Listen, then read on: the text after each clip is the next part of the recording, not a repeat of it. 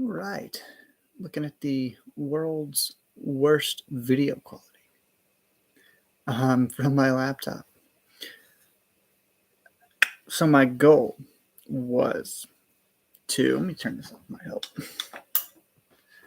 Maybe a little bit. I don't know. So my goal was originally to record this and the audio for the podcast episode at the same time.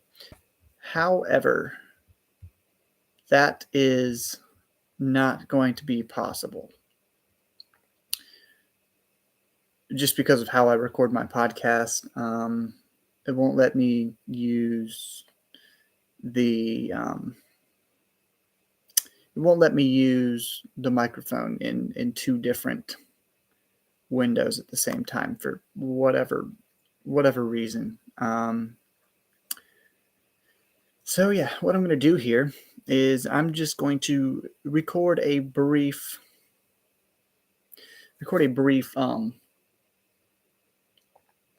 kind of talk about winter dreams, and then I'm going to go. I say go like I'm going to be moving anywhere. Now I'm going to do a short video here, and then I'm going to move over to the podcast and do my normal longer form content. So, winter dreams. I have read it before. It's one of Scott Fitzgerald's most anthologized short stories. That one and Babylon Revisited, one or both of those is usually in the Norton anthology that you'll get for your class at university, or sometimes I think high schools sometimes will use them, but a lot of times that is like a dual credit type class. So I'm going to read the introduction in this version of the book. It's just the short stories of F. Scott Fitzgerald, a new collection, edited and with a preface by Matthew J. Bruckley. Bruckley was the premier Fitzgerald scholar for a very long time. When he died, that mantle kind of got passed down to James West, or James L.W. West III, I believe, be the full version of the fellow's name. So they've both written a lot. Bruckley's biography is still considered the standard pretty much, but all the Cambridge editions that have been put out of Fitzgerald's works, which I have 1, 2, 3, 4, 5, 6, 7, 8, 9 out of the 18. I'm halfway there. Collecting them. Those were all edited by James West. So he's kind of a big name in the Fitzgerald side of literature. But anyway, I'm assuming Bruckley wrote these introductions since he edited it and wrote the preface and everything. There's no other name attached to this, really. So, Winter Dreams first appeared in Metropolitan Magazine, December 1922, and was collected in All the Sad Young Men in 1926. Written while Fitzgerald was planning his third novel, The Great Gatsby, it is the strongest of the Gatsby cluster stories. Like the novel, it examines a boy whose ambitions become identified with a selfish rich girl. Indeed, Fitzgerald removed Dexter Green's response to Judy Jones' Home from the magazine text and wrote it into the novel as Jay Gatsby's response to Daisy Faye's Home. The 4 closing paragraphs of this story are distinguished by Fitzgerald's complex explication of Dexter's sense of mutability. He grieves for the loss of his capacity to grieve. So, as mentioned, Gatsby cluster. The strongest of the Gatsby cluster stories. I guess that depends on what your opinion of strength is. It's probably the most serious of them, for sure. Personally, I think I like Absolution a little better. Just because I like it better doesn't necessarily mean it's stronger. Another one, Dice, Brass Knuckles, and Guitar, is kind of an important one. We will get to that very soon. I don't remember exactly what week it is. I could pull it up and find out. But yes, there's little hints in here and there about like what it sort of becomes becomes Gatsby. It's not as, I would say it's definitely not as linked as Absolution, because Absolution, was originally written as a preface, like we talked about last week on the podcast, was originally written as like a prologue, and the character was originally viewed as a young Gatsby, but it just didn't really fit with later drafts of the novel that Fitzgerald did. So there's that. This one is longer than Absolution. It's about 20 pages in this version. I'd say it's probably 25 to 30, at least in like just your average copy of the book that's not trying to cram a bunch of stories into 800 pages. Fitzgerald wrote probably 120, 130 stories at least, I would say. I don't remember the exact number, but very few. I mean, well, not very few, but I think probably half of them or less are in this collection. So I don't want to count them, but I'd say there's probably, it's less. There's probably 40 or so in this. 43. It says on the back. Imagine that. I'd say the biggest difference between, and if you haven't read it, go read it before we get to this part. I think you could read Fitzgerald's stories and stuff, even if the ending is spoiled, which I would not want to spoil the ending of Gatsby because it's kind of a big, oh no. But yeah, for this one for sure. Moving into spoiler territories, the ending of the story mentioned in that. So he said he grieves his capacity to grieve,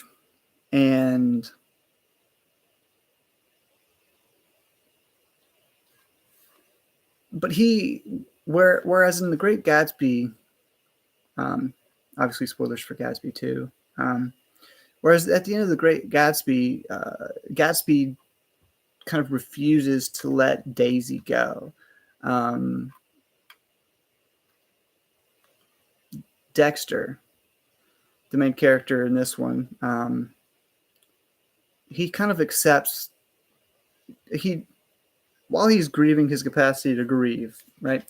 He has accepted that it's not ever going to happen between them, and he's not going to let it ruin his life. There is more to life than that.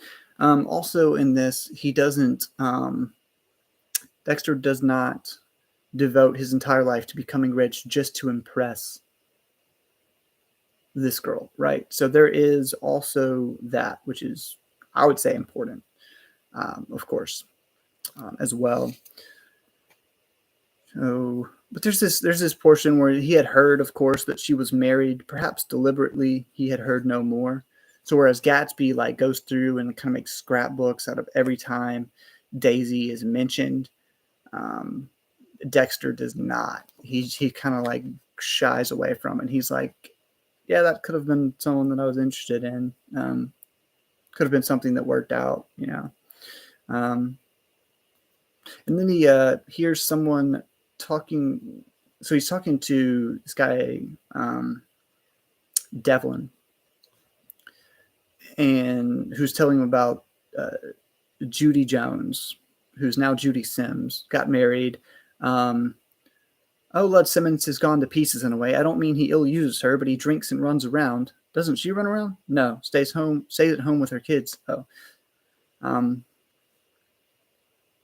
I told you all there is to it. He treats her like the devil. Oh, they're not going to get divorced or anything. When he's particularly outrageous, she forgives him. In fact, I'm inclined to think she loves him. She was a pretty girl when she first came to Detroit. So you kind of get this sense from that kind of portion. Is the same thing as like when Daisy marries Tom. He's running around on her the whole time. But she does love him.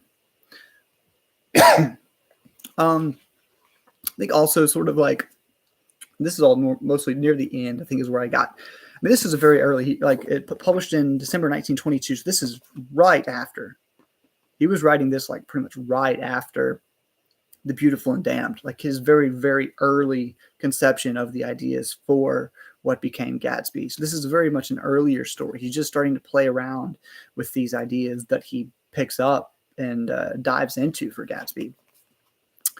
For the first time in his life, he felt like getting very drunk. The narrator of Gatsby, Nick, absolutely feels gets there at one point, to save himself from embarrassment. He decides to get rip-roaring drunk,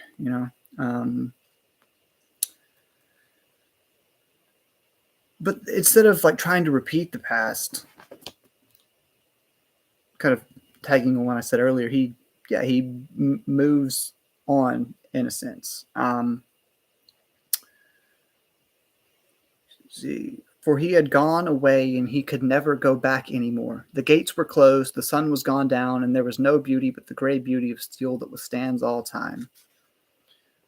Long ago, he said, long ago there was something in me, but now that thing is gone. Now that thing is gone, that thing is gone. I cannot cry, I cannot care. That thing will come back no more. So, yeah. Let me know what you think about this story.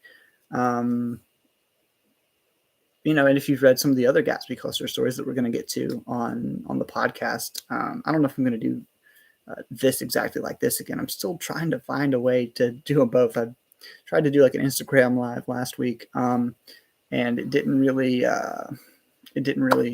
work out the way I had my phone set up. It was just like getting the fan. It got really hot. The fan on my computer was just blowing on it the whole time, so you could barely hear me. And I didn't realize it until the very end, which is, about right. So maybe we'll be able to do these in tandem. But so far we've had no luck. So I might just do separate videos again. I might cut out the YouTube. I think I get more traction on my podcast, and the whole video thing, I think for what I do, does not add very much. You get to look at my face. Maybe a couple of you like that, but I think for the most part, you're pretty indifferent, which is cool. I'm not here to look pretty. Maybe I do, maybe I don't. That's not the goal. And I just want to educate, or if that's not what I'm doing, inspire you to educate yourself and read these great stories, these great novels, these great poems, so if you have not checked out the podcast Cafe All Lit, please do so. I've got I think 60 or something episodes up over there, cranking out new ones every week, sometimes twice a week. So yeah, head on over there. And I think that's all I got for this. I'm about to go record the episode of the podcast. Podcasts always come out at 5 o'clock, pretty much always come out at 5 o'clock the day of their release. So I like to get them out in time for people's drive to work, or most people's drive to work anyway. So yeah, that's all I got for this time. Until next time, keep on reading.